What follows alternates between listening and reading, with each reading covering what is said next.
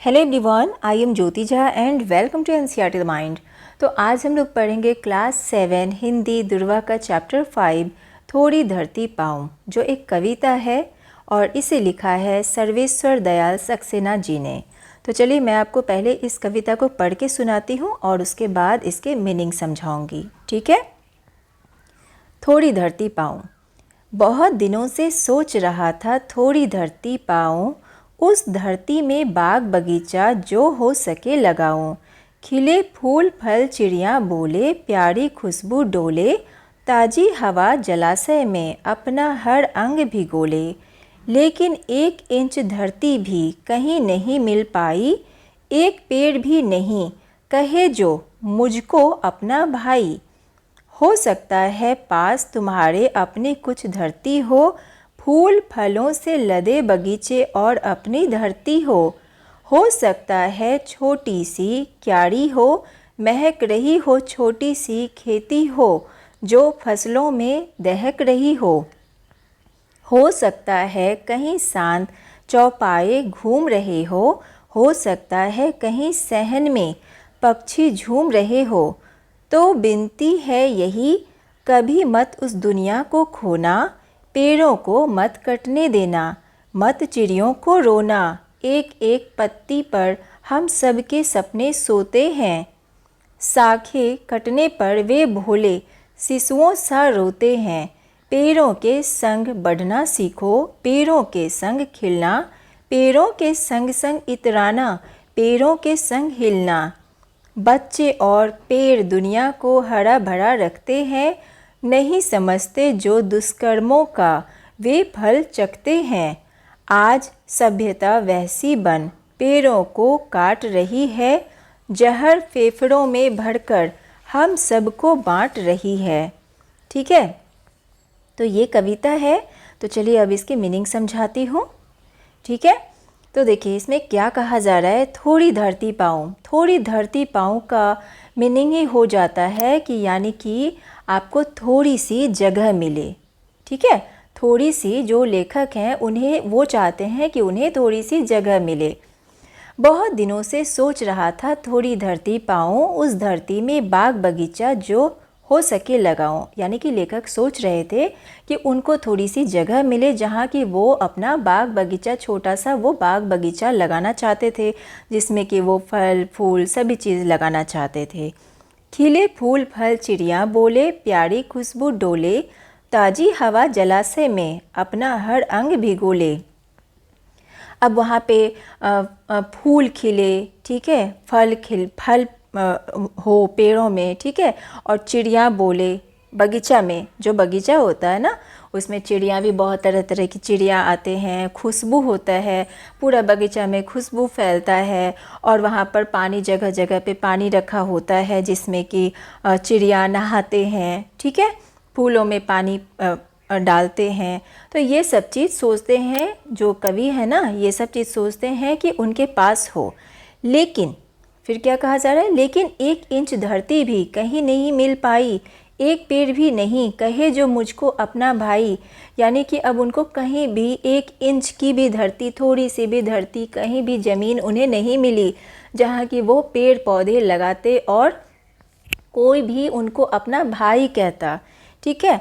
हो सकता है पास तुम्हारे अपनी कुछ धरती हो, फूल फलों से लदे बगीचे और अपनी धरती हो सकता है कि तुम्हारे पास अपनी कुछ धरती हो जिसमें कि लदे लदे यानी फूल फलों से लदे हुए बगीचे हो और अपनी धरती हो, ठीक है।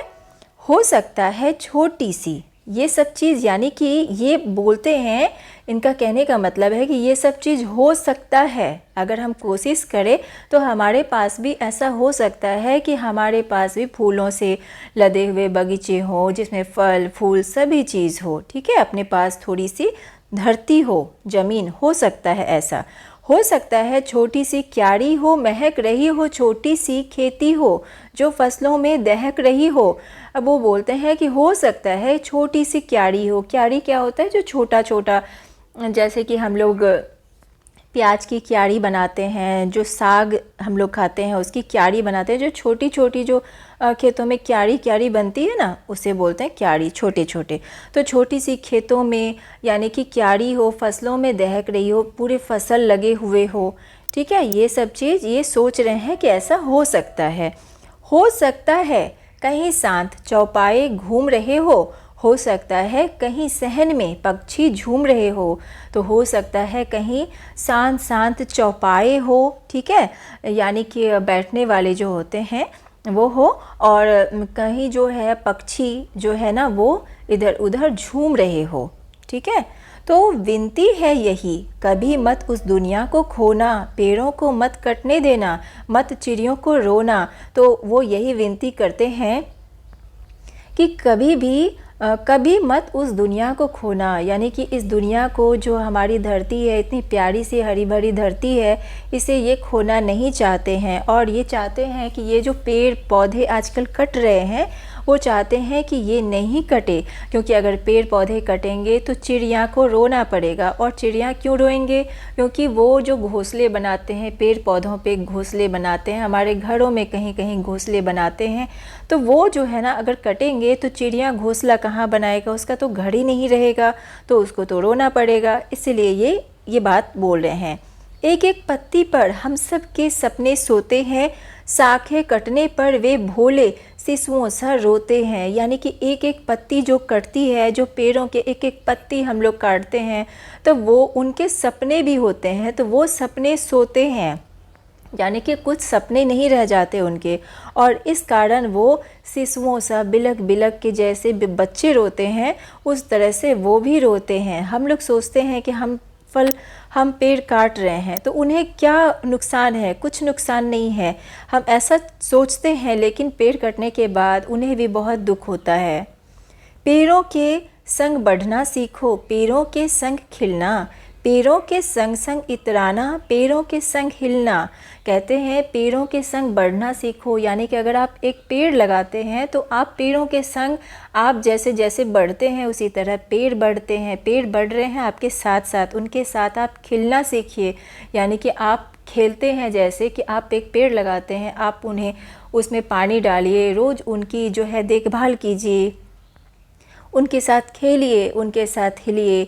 तो ये सब चीज़ ये बता रहे हैं कि आप ये सब काम करें। बच्चे और पेड़ दुनिया को हरा भरा रखते हैं, नहीं समझते जो दुष्कर्मों का वे फल चखते हैं, ठीक है। जो बच्चे होते हैं और पेड़ पौधे होते हैं तो ये दुनिया को हरा भरा रखते हैं। अगर घर में बच्चा ना हो तो घर भी जो है ना बिल्कुल सूना सूना सा लगता है। उसी तरह से अगर हमारे घर, हमारे आसपास पेड़ पौधे नहीं हो तो हमारा जो एरिया है, हमारा आसपास का वातावरण वो बहुत ही ख़राब लगता है, क्योंकि पेड़ पौधे हमें ऑक्सीजन देते हैं। हम जब अच्छा लगता है आसपास का वातावरण, सब चीज़ हमें फल, सब्जियाँ, फूल, सब चीज़ पेड़ों से मिलते हैं। तो इसीलिए बोलते हैं कि इन्हें हमें हरा भरा रखना चाहिए। जैसे बच्चे को हम अच्छे से रखते हैं, उनका ख्याल रखते हैं, उसी तरह से पेड़ों का भी हमें अच्छे से ख्याल रखना चाहिए, उन्हें कटने नहीं देना चाहिए। और ये जो भी और कहा जाता है कि नहीं समझते जो दुष्कर्मों का वे फल चखते हैं, और इस बात को जो इंसान नहीं समझता है तो उनको इसका सज़ा मिलता है। दुष्कर्म, वो दुष्कर्म कर रहे हैं, यानी कि खराब काम कर रहे हैं पेड़ काट के। ये आप देख पा रहे हैं, ये पेड़ काट के ये अच्छा काम नहीं कर रहे हैं, ठीक है। आज सभ्यता वैसी बन पेड़ों को काट रही है, जहर फेफड़ों में भरकर हम सबको बांट रही है। यानी कि आज सभ्यता, आजकल का जो दुनिया है, हमारा जो सोच है वो वैसी बन गई है, यानी कि बहुत ही ख़राब हो गई है।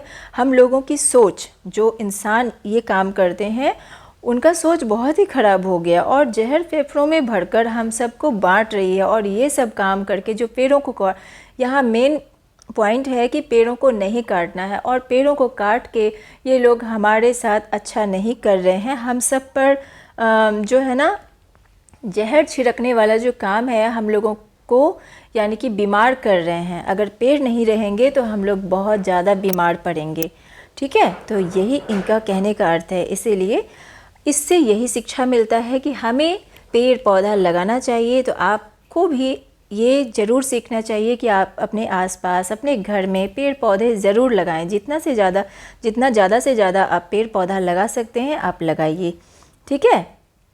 तो इसमें जो है लेखक का यानी कवि का यही कहना है कि थोड़ी धरती उनको मिले, ठीक है। जो पॉइंट है इसमें वो यही कहना चाहते हैं कि उन्हें थोड़ी सी धरती मिले जिसमें कि वो बाग बगीचा लगा सके, अच्छा हरा भरा रख सके, सब कुछ वो अपने मन मुताबिक कर सके, ठीक है। और पेड़ों को नहीं काटना है। तो ये तो था आपका कविता। आशा करती हूँ कि आपको समझ में आया होगा, और अगर समझ में आया तो मुझे कमेंट करके ज़रूर बताइए। और अगर अच्छा लगा हो मेरा पढ़ाना तो NCERT द माइंड को लाइक कीजिए, सब्सक्राइब कीजिए और पास में दिए गए बेल आइकन को ज़रूर प्रेस कर दीजिए ताकि NCERT से रिलेटेड जितने भी वीडियोज़ हैं वो आपके पास समय से पहुंच सके। और इसका जो प्रश्न उत्तर है वो भी मैं आपको ज़रूर बताऊंगी, ठीक है। तो मिलते हैं नेक्स्ट वीडियो में, तब तक के लिए bye, take care, thanks to watch my video.